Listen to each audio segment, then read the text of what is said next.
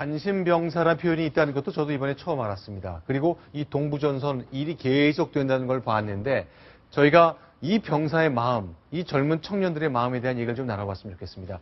저희가 오늘 오후에 그 자해 시도하기 직전인데요. 경찰대학교의 이 범죄 인질 전문가 교수 한 분과 전화 인터뷰를 나눠봤습니다. 저희 지금부터 그 전화 대화 나눈 음성을 들려드리겠습니다. 이종화 교수, 경찰대학교의 이종화 교수와 통화 나눈 내용입니다. 본인도 이렇게까지 상황이 크게 될 거라고는 아마 상상을 못했을 거예요. 그래서 본인도 굉장히 당황스럽고 불안하고 현재는 이제 현실을 이제 인식하기 시작하죠. 굉장히 고립감을 느껴요.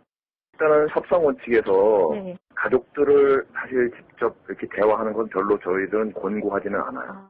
부모님하고 다시 얘기를 시작하면 부모님이란 어떤 그런 큰 존재 때문에 본인이 흥분하기 시작해요. 왜냐하면 굉장히 본인이 수치감도 느끼게 되고 부모님도 굉장히 흥분한 상태고 당황스러운 상태이기 때문에 보통 투항만을 이렇게 권유하게 되거든요. 그렇게 되면 이제 그 탈영병 본인은 어떻게 생각하냐면 굉장히 자신은 정말 외롭다라고 생각하면서 더 나쁜 쪽으로 생각을 하게 되는 그런 우려가 있어서 식량을 주는 것이 좋습니다. 왜냐하면 순간에 대한 어떤 그 믿음, 나포 형성하는 데서 그 음식 제공만큼 좋은 게 없거든요. 인질이 없는 상황에서 지금 그전 같은 대치 상황에서는 음식 제공도 괜찮습니다. 오히려 그 협상하는 측과의 어떤 그런 신뢰 형성을 위해서는 오히려 저희들은 권장하고 있습니다. 어떻습니까? 일단 뭐 저게 자해 직전에 했던 인터뷰라 자해가 네. 뭐 있을 거라는 건 예상하지 못한 상황입니다만 부모님과 통화는 별로 바람직하지 않았다는 의견을 갖고 계시네요. 네, 상황에 따라서는 뭐 네. 그럴 수 있는데 네. 이제 어떤 문제가 있는지 정확한 원인을 파악하지 않은 상황에서 그렇죠. 상황에 따라서 전문가들이 이제 판단을 하기 네. 때문에 그렇습니다. 네. 자, 그런데요. 저희 아마 국회, 지금 뭐 국방장관도 김관진 국가안보실장이 겸임할 정도로 지금 뭔가 이 국회에서 절차가 잘 진행되지 않고 있거든요. 이럴 때 이제 곧 국회에서 뭔가 차관 보고나 이렇게 있으면 늘 하는 얘기가 잘 해보겠다인데요. 이런 거 언제까지 들어야 되는지 잘 모르겠습니다. 자, 몇 년 전 국회로 한번 가보겠습니다. 지금부터 공개할 영상은 김관진 장관 시절에 그때도 많은 철책선 문제가 있었거든요. 그때 의원들의 질타, 장관의 답변 같이 한번 확인해 보시고 얘기 나눠보겠습니다. 총기 사고 원인은 구타 및 가혹 행위 등 병영 내 악폐습이 아직도 존재하고 있고 인성결함자에 대한 입영 차단과 신상관리가 부실했으며 경계근무 및 총기와 탄약관리 등 작전 기강이 해이되어 있어 국방부 차원에서 모든 역량을 집중하여 병영문화 혁신을 추진해 나가고 있습니다. 인성결함자 입영을 차단하고 관심병사 관리를 강화하기 위해 인성검사 시행 절차를 현 3단계에서 4단계로 강화하고 병무청 모집병 선발 절차를 개선하였으며 그다음 병영문화 혁신인데요. 여기 제가 전부 읽어봤는데 이거 옛날에 우리가 하던 내용 그대로 복사해왔구먼.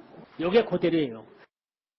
전방 GOP는 3개월 만에 GP 같은 것도 교대해주고 2개월 만에 교대해주는데 교대가 안 되면 어떤 현상이 일어나냐면요.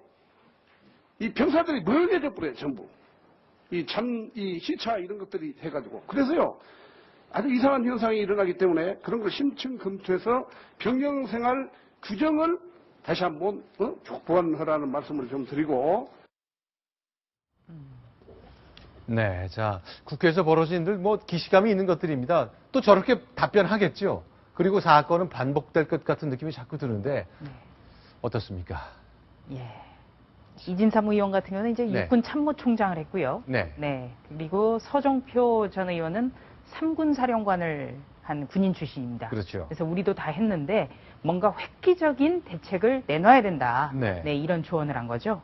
네. 근데 뭐 이 관심사병이라고 하잖아요. 네네. 지금 군 생활에 잘 적응을 하지 못하는 관심사병들 네. 지금 세 등급으로 나눠서 관리를 하고 있습니다. A, B, C 세 등급으로 나눠서 관리를 하고 있는데 22사단 이번에 사고가 났던 22사단의 경우 뭐 사단 병력을 10,000명 정도로 봤을 때 22사단에만 A, B, 네. C 등급의 관심사병이 무려 1,800명이나 됩니다. 1,800명. 자, 생각보다 오른쪽에 굉장히 있는 많죠. 숫자인데요. 네. 9,000명 가운데 네. 1,800명이 관심사병입니다. 즉, 군 생활에 부적응을 하는, 네. 적응할 수 없는 어려움을 느끼는 사병들이. 그리고 이 가운데 A급과 B급, 네. 오늘 이번에 그 임병장이 A급에서 최근에 B급으로 네. 안정화가 됐던 그 네. 사람으로 알고 있는데 A급과 B급 좀 심각한 단계입니다. 이 사람들이 800명 정도 된다고 합니다. 22사단에서만 전체 병사의 9%가 네. 군대에 적응할 수 없는 네. 정신적으로 심각한 문제가 있는 상태인 것이죠. 자, 이렇게 A, B, C급으로 나누는데요. 자, 그럼 22사단은요. 10명, 병사 10명 중 1명은 도저히 군대 생활을 할 수 없다. 어려움을 느끼는 거죠. 어려움을 느낄 수 네, 있다. 네. 근데 최전선에서 총알까지 지급하고 있는데 네. 이런 그 시한폭탄을 안고 있는 것 같은 느낌이네요. 그렇습니다. 그런데 그런 병사들이 그런 관리가 잘 돼야 된다라는 지적이 많은데 관리라는 게 어떤 거겠습니까? 상담을 하고 이 사람의 상태를 정확하게 판단하는 것인데 국가인권위원회 자료를 보면요. 군 복무 부적응 병사의 45.5%가 네. 상담조차 단 한 번도 받아본 적이 없다라고 말을 했다고 합니다. 자, 그리고 네, 이번에 네. 이제 총기 사고로 희생된 분의 동생이 네네. 인터뷰한 걸 봤는데 네네. 우리 형이 휴가 나와서 나한테 그러더라. 우리 부대에 되게 이상한 사람이 있어서 네. 그 사람 때문에 참 큰일이다. 저렇게 말했습니다. 네. 휴가 나갔는데 동생한테 그런 말을 했다는 거죠. 형이 되게 귀찮은 일이 생겼어. 부대에 진짜 이상한 고참이 있어. 이런 말을 했다는데 네. 그야말로 이제 그 관심사병 때문에 다른 병사가 군 생활에 네. 문제가 생기는 이런 악순환이 반복되는 것이죠. 자, 지금 그 희생자의 동생이 말한 이상한 고참이라는 게 임병장일 수도 있고 아닐 수도 아닐 있잖아요. 수도 있죠. 물론 이렇게 특정을 할 수는 없지만 네.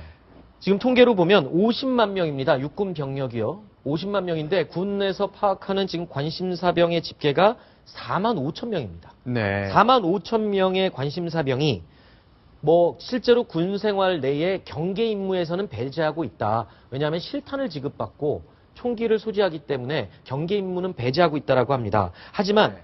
이 관심사병의 숫자가 급격히 늘어나고 있기 때문에 네. 군 내에서는 이거를 어떻게 네. 총체적으로 관리할 방법이 없다라고 지금 손을 놓을 수밖에 없는 상황이다. 이렇게 입장을 밝혔습니다. 알겠습니다. 자, 일단 일단락 됐지만 많은 분들이 많이 놀랐을 겁니다. 이 총기가 지급되고 전방에서 아무것도 되지 않고 철책선에서 무슨 일이 벌어지는지 모르는 분들이 굉장히 많거든요. 뭔가 심기일전한 그야말로 새로운 오랜 문제를 뒤집어내는 그 노력이 필요할 것 같습니다. 자, 여기서 정리하겠습니다. 다음 소식으로 넘어갑니다. 순위 확인하겠습니다.